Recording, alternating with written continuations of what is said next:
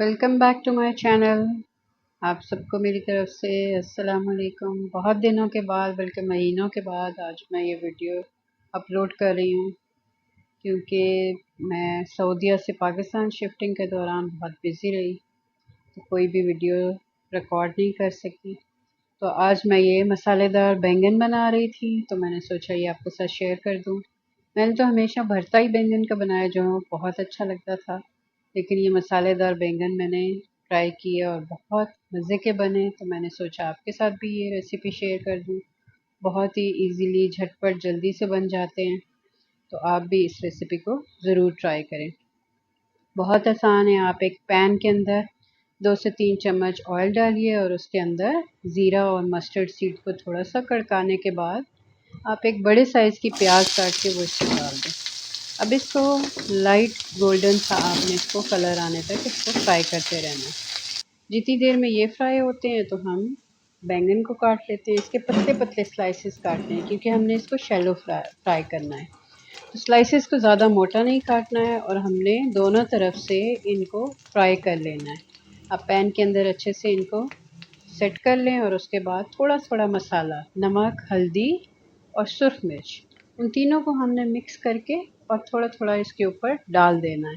एक साइड से भी, फिर जब पलट के दूसरी साइड पे करेंगे तो उस साइड पे भी इसी तरह। जो काट के हमने बैंगन रखे हुए हैं उनके ऊपर भी ये थोड़ा थोड़ा मसाला छिड़क देंगे ताकि थोड़ा सा फ्राई होने के दौरान इनके अंदर थोड़ा सा फ्लेवर आ जाए।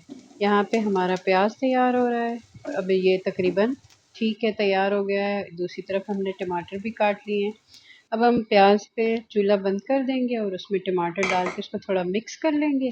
जैसे ही वो थोड़ा सा ठंडा होगा, यानी टेम्परेचर प्याज का थोड़ा सा कम होगा, तो हमने ब्लेंडर में इसको ग्राइंड कर लेना है। इतनी देर में हमारे जो बैंगन है वो भी फ्राई हो रहे हैं। बस उनको हमने पलट के बैचेस के अंदर सारे बैंगन के कतले से तैयार कर लेने हैं, फ्राई कर लेने हैं।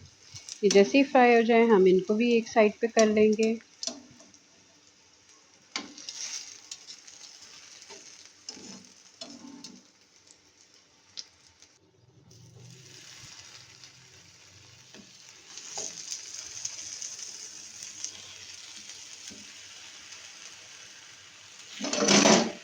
तो ये अभी बैंगन हमारे तैयार हो रहे हैं। इतने में मैंने प्याज को उतारा, टमाटर को उसको मिक्सी में डाला, इसको अच्छे से ग्राइंड कर लिया। जैसे ये ग्राइंड हो गया, अब हमने 4-5 चम्मच तेल गरम करके और उसके अंदर ये मसाला डाल दिया। थोड़ा सा 1 आध मिनट के लिए आप इसको भूनें और उसके बाद इसके अंदर सारे मसाले डाल दें। मसाले यहाँ पे मैं बेसिक ही डालती हूँ, नमक, हल्दी, मिर्च और धनिया। धनिया ज़रा मोटा मोटा कुटा हुआ होना चाहिए। बस इसको डाल के मिक्स करिए। मिक्स करके और इसको हम ढक के तकरीबन 10 मिनट तक हम इसको पका लेंगे। इतनी देर में मसाला बिल्कुल तैयार हो जाएगा। ये देखें घी निकल आया है। अब हम इसके अंदर जो कतले हमने डाले थे वो डाल लेंगे। अब ये दही को मैंने आधा चम्मच मैंने दही लेके उसको डाला है, लेकिन उसको मैंने मलमल के कपड़े से छान लिया था ताकि सारा पानी निकल जाए। ये बहुत ज़रूरी स्टेप है। बस अब हमने दही डाल के उसके अंदर थोड़ी सी मिर्चें डाल के और उसको 10 मिनट के लिए ढक के पकाया। अब ये देखिए ऑयल निकल आया, लेकिन दही बिल्कुल भी बीच में मिक्स नहीं हुआ।